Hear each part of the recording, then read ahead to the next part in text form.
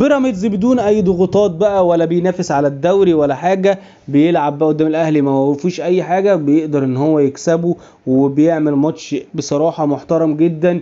يوريشيتش يعني بيعلم كده على ريبيرو، بيعرفوا فرق كبير ما بينهم، ما بين الخطه والتكتيك واللعب على ارض الملعب بيتعمل ازاي. فبصراحه النهارده بيراميدز يعني عمل ماتش كبير، استحق الفوز، استحق النتيجه. الاهلي بعيد جدا، وهنتكلم عن نقط كتير جدا جدا مهمه جدا، وهنتكلم عن ريبيرو ويكمل ولا ما يكملش، وايه اللي حاصل بالظبط الفتره الاخيره. كلام كتير بقى طبعا، بنتكلم كل فتره كبيره عن الدوري المصري. فان شاء الله الحلقه تبقى مميزه وان شاء الله تعجبكم. فيلا بينا نخش على الحلقه على طول. بس قبل ما نخش على الحلقه ما تنساش تدعمني بالشير واللايك والسبسكرايب للقناه وتفعل زر الجرس يوصلك كل جديد. ويلا بينا. تعال اكلمك ما بين الشوطين كده، لان في تفاصيل كتير قوي كانت موجوده في الشوط الاولاني حابب اتكلم فيها معاك.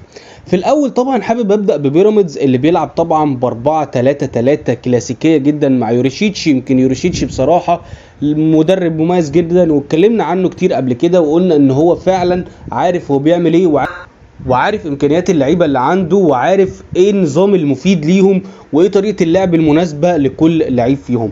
وبصراحه هو بدأ ب4-3-3 كلاسيكيه جدا، سايب الاستحواذ تماما للعيبه النادي الاهلي، وبيلعب على الهجمه المرتده، وبيلعب على الضغط العالي على حامل الكوره. اللي معاه الكوره احنا هنضغط عليه بشكل قوي جدا، هنحاول نسترجع الكوره بشكل سريع. في نفس الوقت احنا مش عايزين نستحوذ، ولكن احنا كده كده مش هنخلي برضو الخصم ان هو يمتلك الكرة اكتر من اللازم، خاصة في نص ملعبنا احنا. لا، اول ما يقرب من نص ملعبنا هيلاقي ضغط عالي جدا، هناخد الكرة بسرعة جدا، وهنبتدي ان احنا نلعب الكرة الطولية، هنلعب الكرة العرضية. وده استفاد منه كتير جدا بيراميدز في الشوط الاولاني، واكتر من كرة لعبها بالعرض او كرة طولية وكان ممكن يستفيد منها لعيبة بيراميدز. ولكن برضو في سوء تعامل جدا من لعيبة بيراميدز مع الهجمات المرتدة. وعندك كمان قطة لاعب مميز جدا، مهاري، عنده المهارة بصراحة، وعنده سرعة البديهة، يعني بيفكر كويس وبيبقى عارف هو عايز يعمل ايه. ولكن اللي خاينه هو اللياقة البدنية. وهنا انا مش عارف ازاي نادي بحجم بيراميدز قدر ان هو يوصل لافريقيا ويفوز في البطولة لسه ما عندوش مدرب يقدر يخلي اللعيبة دي اللياقة البدنية عندها اعلى من كده. لان فعلا قطة لاعب مميز جدا، ولكن بينقصه بشدة اللياقة البدنية عنده ضعيفة جدا. شفنا في اكتر من كرة هو مش قادر انه يلحق الكرة، على الرغم من ان الكرة قريبة منه جدا، الكرة يقدر ان هو يرجعها بطريقة سريعة. طبعا كمان غير ان هو قدر ان هو يستفيد من الكرات الثابتة عن طريق طبعا كريم حافظ. وده القرار يا جماعة، ده لاعب هو داخل عارف ان انا هشوت وانا واخد القرار، انا خلاص ما عنديش حاجة تانية، دخل حطها بشكل ممتاز جدا. قدر ان هو طبعا من خلالها تيجي الكرة جون بعد ما ارتد من العارضة، رجعت لوليد الكارتي اللي حطها بشكل جميل جدا، وقدر ان هو يتقدم لبيراميدز. وبعد كده ابتدى ان هو يرجع لنظام اللعب بتاعه الطبيعي والعادي. فهنا ده مدرب عارف امكانيات اللعيبه اللي عنده، عارف اسلوب وطريقه اللعب المناسبه للعيبه دي، فبالتالي شكل مميز في الملعب. لو رحنا بقى للنادي الاهلي اللي بيلعب طبعا مع ريبيرو ب4-1-4-1، هتقول لي ما خطه مناسبه، هقول لك جدا مناسبه جدا للنادي الاهلي، مناسبه للعيبه اللي موجوده، والمفروض ان هي مناسبه جدا لامكانيات اللعيبه اللي موجوده. وعشان كده انا بقول لك ان ريبيرو انا يعني لحد دلوقتي مش قادر احكم عليه حكم نهائي، لا لسه عايز اشوف له 3 4 5 ماتشات كمان مع الفريق. ولكن مشكلتي الاولانيه هي في اللعيبه هي اللي مش بتعمل الادوار بتاعتها بشكل مظبوط. يا جماعه انت بتلعب 4-1-4-1، طبعا خط الدفاع خلاص احنا منتهين من القصه، ولكن حته بسيطه عايز ارجع لها سريعا، وهي محمد الشناوي. انت قعدت شوبير تاني ليه على الدكه؟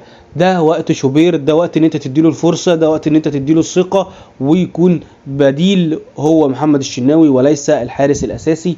فانا مش عارف يعني ايه التفكير او ايه اللي داير جوه الجدران، ولكن انا شايف ان ده كان الوقت ان شوبير هو اللي يكمل في حراسه مرمى النادي الاهلي، مش عشان عمل خطا او ارتكب خطا في الماتش الاولاني يا دوبك قعدته على طول على الدكه مره تانية، فدي اصلا تاثر على اللاعب.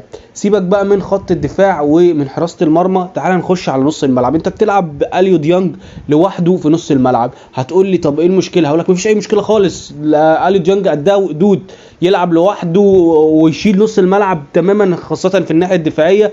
الراجل ما عندوش اي مشكلة خالص. المشكلة في نص الملعب الاربعة اللي قدامه. انت المفروض بقى بتلعب 4-1-4. الاربعة اللي قدامه اللي هم طبعا تريزيجيه وبن شرقي، واحد فيهم يمين وشمال وبيبدلوا مع بعض، ودي ما عنديش فيها اي مشكلة.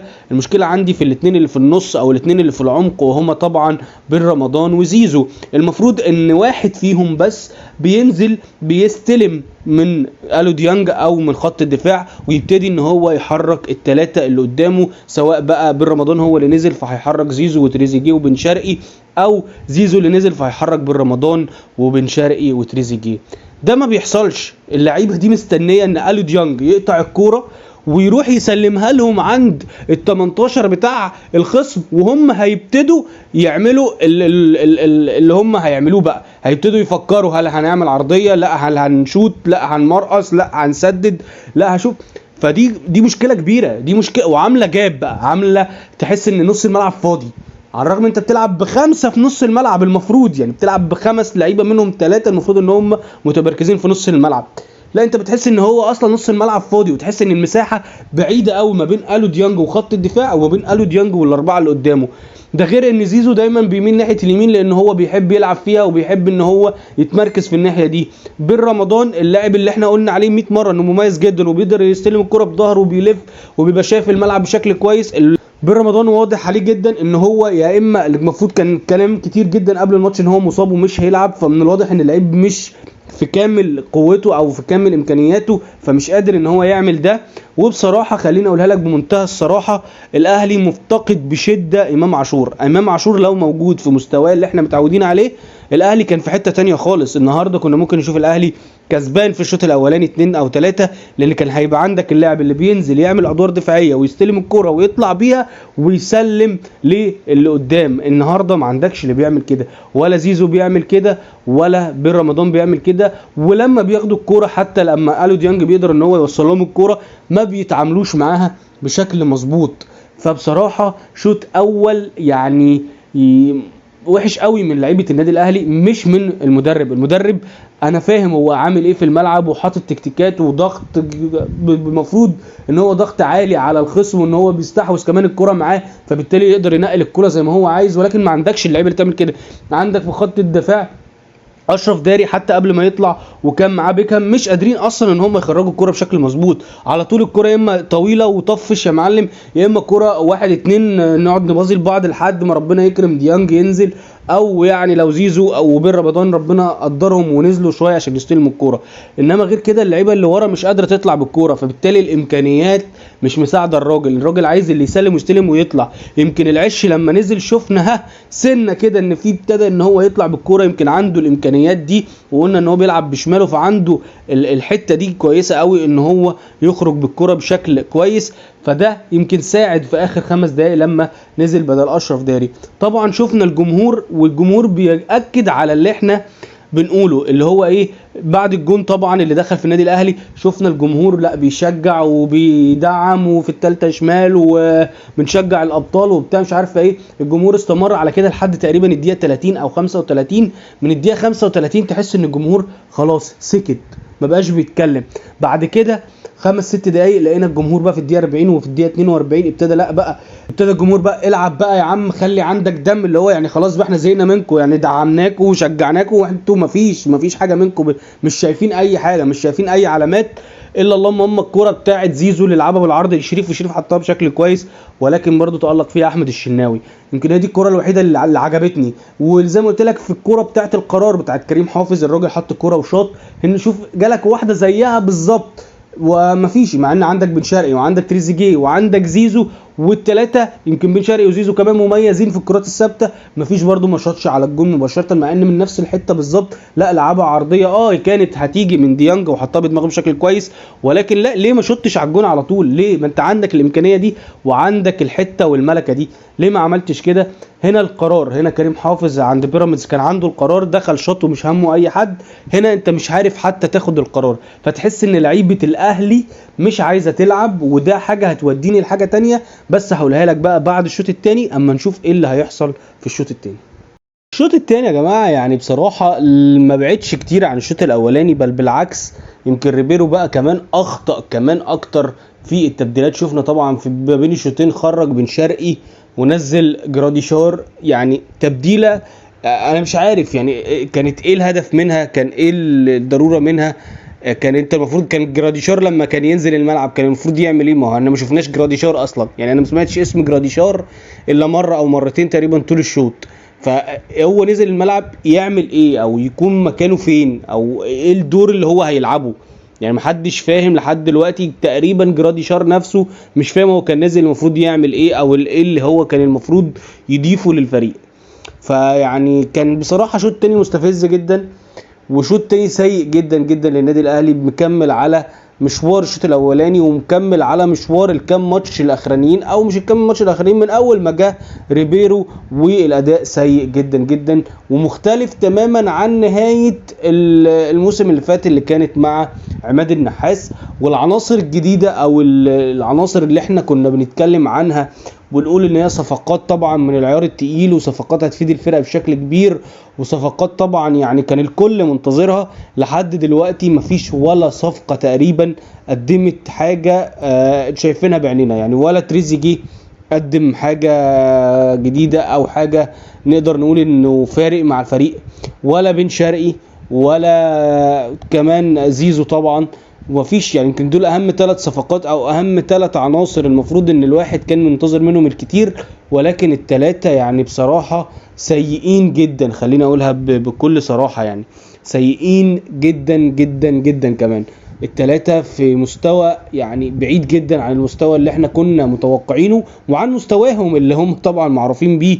يعني زيزو فين زيزو بتاع الزمالك اللي كان بيعملوا 1000 حساب لما كان بيجي لاعب الزمالك، وكان طبعا زيزو دايما تحت الميكروسكوب ودايما هو اللي فارق مع الفرقه. ففين زيزو ده؟ فين زيزو اللي بيعمل الواحد اتنين مع زمايله؟ فين زيزو اللي بيقدر ان هو يخترق من العمق ويشوت؟ فين زيزو اللي بيقدر ان هو يعمل عرضيات نموذجيه؟ فين زيزو حتى في الكرات الثابته اللي كان بيعمل كرات ثابته مميزه؟ فين زيزو ده؟ ما شفتهوش خالص. تريزيجيه فين العنفوان بتاع تريزيجيه؟ فين القوه؟ فين الضغط والسرعه والكلام ده كله؟ مش باين خالص.